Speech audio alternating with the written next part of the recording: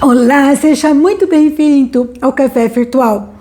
Você já se inscreveu no nosso canal? Se ainda não se inscreveu, se inscreva, ative as notificações e você será avisado quando novas publicações surgirem.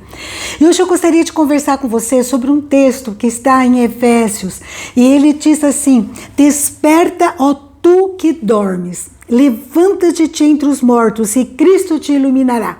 Efésios 5:14 em diante. E continua dizendo: portanto, vede prudentemente como andais, não como nécios, e sim como sábios, remindo o tempo, porque os dias são maus.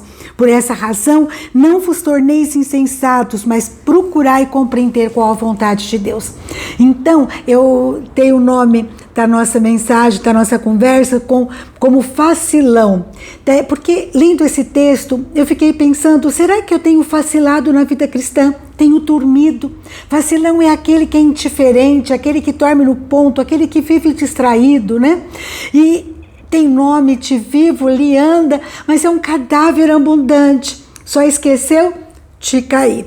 Como nós temos que cuidar, né? E eu fiquei pensando, quanto que eu vacilo na minha vida espiritual? Quanto que eu durmo, eu cochilo, durmo no ponto? E eu fiquei pensando que eu vacilo quando eu sou insensível. Eu não enxergo, né, os milagres, os livramentos que está acontecendo em minha volta. E eu ou não quero enxergar. Daí eu me lembrei lá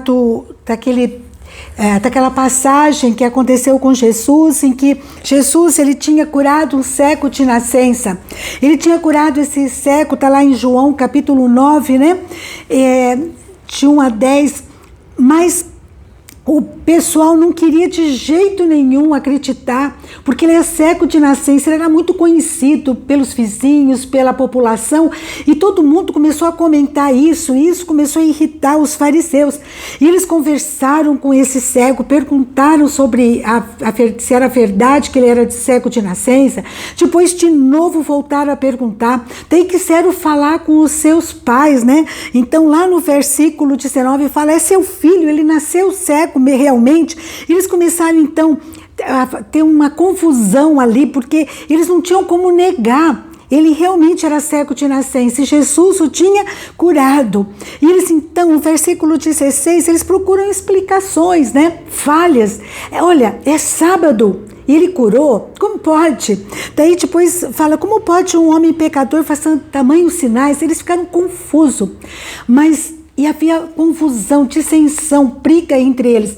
Agora, veja bem, eles não queriam enxergar, né? Havia promessas na palavra, na Torá, que eles conheciam muito, mas eles não queriam enxergar. O pior cego é aquele que não quer ver. Olha só, Deus quer falar ao meu coração, coisas extraordinárias acontecem, Deus se revelando. E eu, às vezes, fico buscando, assim como aqueles fariseus, explicações. Eu fico buscando motivos, fico buscando explicar aquilo que é inexplicável, ou atribuir a eventos, a pessoas, aquilo que aconteceu, a coincidências, né? Ou assim, méritos pessoais, recursos pessoais, mas nós perdemos aquilo que Deus quer nos mostrar, e aquilo que Deus quer nos mostrar ia fortalecer a nossa fé. E eu estava pensando num exemplo para falar para vocês. Eu me lembrei, há 20 anos atrás, meu marido e eu, né, minha mãe e eu, íamos fazer 20 anos de casamento. E eu então no meu coração pedi a Deus, a gente quer tanto ir para a Europa, dá uma viagem para a Europa para nós. Que a gente juntava dinheiro para ir para a Europa, mas tinha uma reforma para fazer na casa, tinha algo para resolver, uma troca de carro, e a gente não ia. E eu pedi no meu coração, 20 anos, né?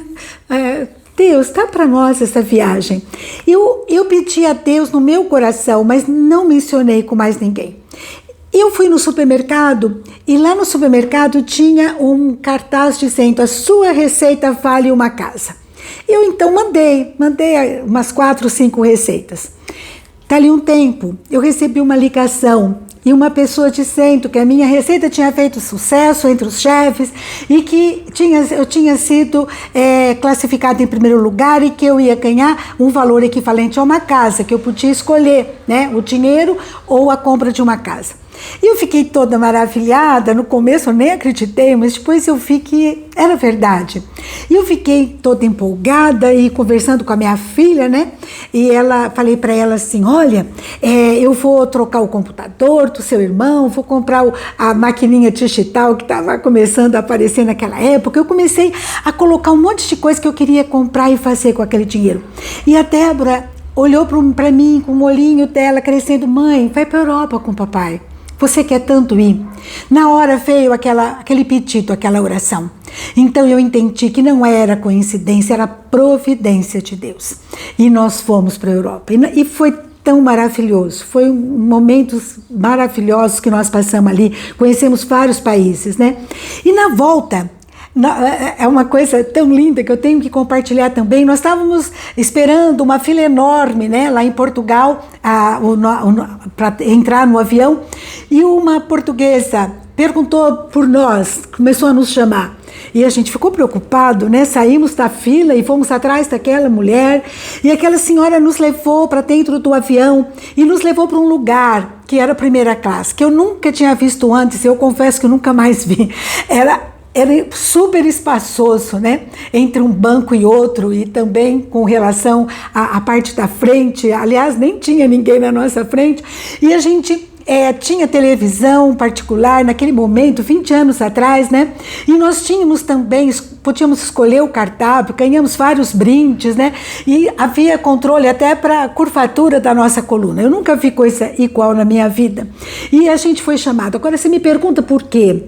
E eu posso te responder. É um Deus de amor, é um Pai de misericórdia, é um que faz milagres à nossa volta. A minha receita era extraordinária? Não. Eu tinha mérito? Não. É Deus. Só não era eu, era Deus. É Deus que faz coisas extraordinárias. E eu não posso vacilar, eu tenho que lembrar sempre disso e agradecer. E tem um texto que é maravilhoso, que é em Isaías 41, versículo 20, para que todos vejam e saibam, considerem e juntamente entendam. Olha só que ênfase, né?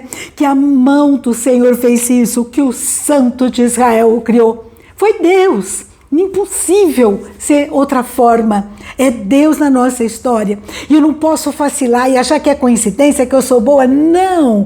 É Deus no seu amor, na sua graça, na sua misericórdia. Eu vacilo quando eu igualo a Deus, a minha realidade, a minha impossibilidade, né?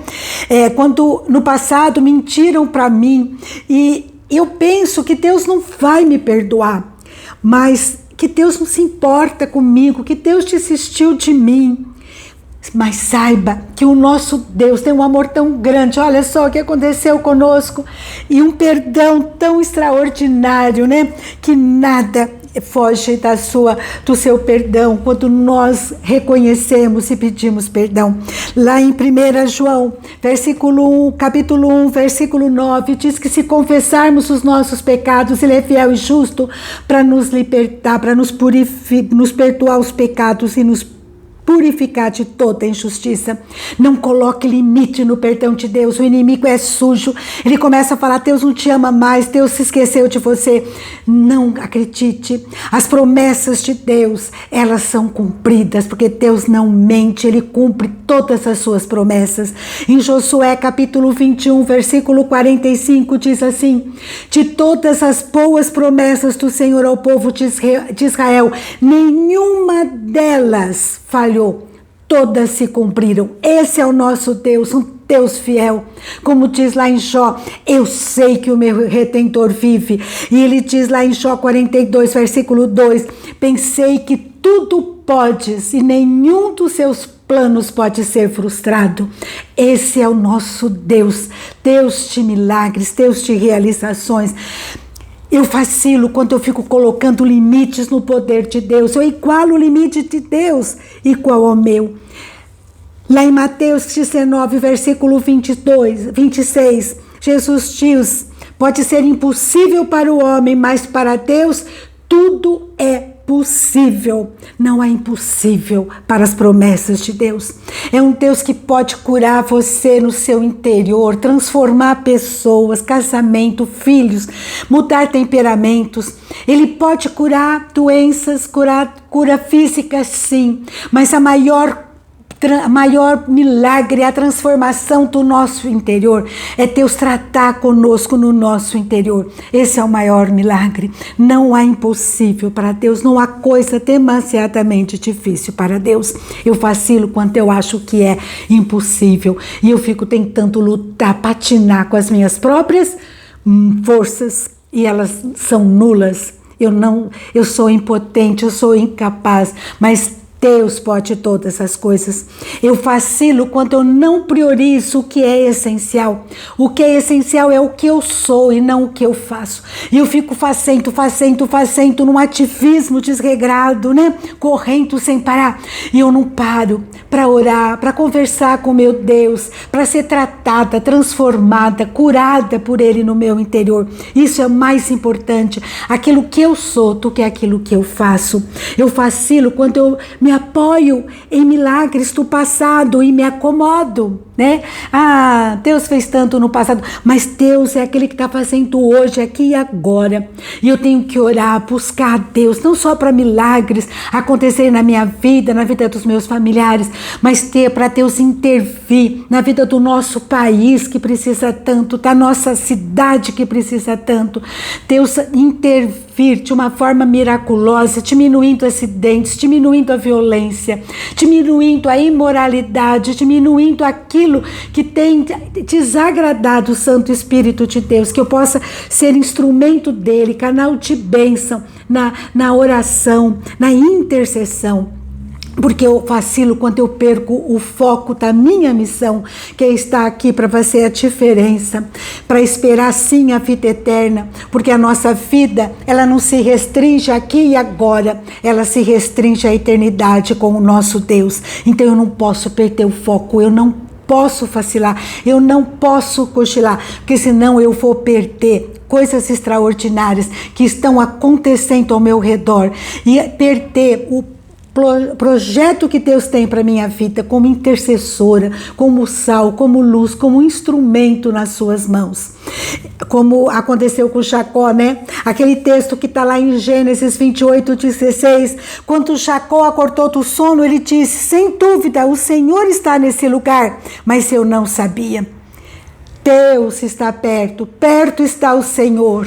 Que a gente possa acordar, enxergar a sua vontade, né? Remindo o tempo que os dias são maus. Senhor, qual que é o seu projeto para a minha vida? Eis-me aqui, me usa, Senhor, para a tua honra e glória somente, em nome de Jesus. Que a gente possa buscar a vontade de Deus, que é boa, perfeita e agradável para a nossa vida. Busque agora. Busque agora, Senhor, o que o Senhor quer da minha vida. Me perdoe os meus pecados, me limpa, me purifica de todo pecado. Vai apresentando perante Ele aquilo que você tem errado e peça a Ele para te fortalecer, para te animar, para te sustentar, para que você não peque mais e que você cumpra a vontade dEle, em nome de Jesus. Amém? Um grande abraço, fique com Deus, busque a Ele agora, aqui e agora. E que Deus ministre no seu coração e no meu, para a sua honra e glória, somente. Até a próxima, se Deus quiser.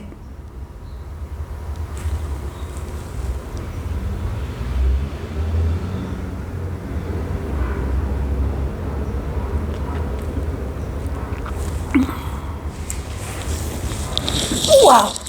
Obrigada, meu Deus. Muito obrigada. Obrigada, meu Deus.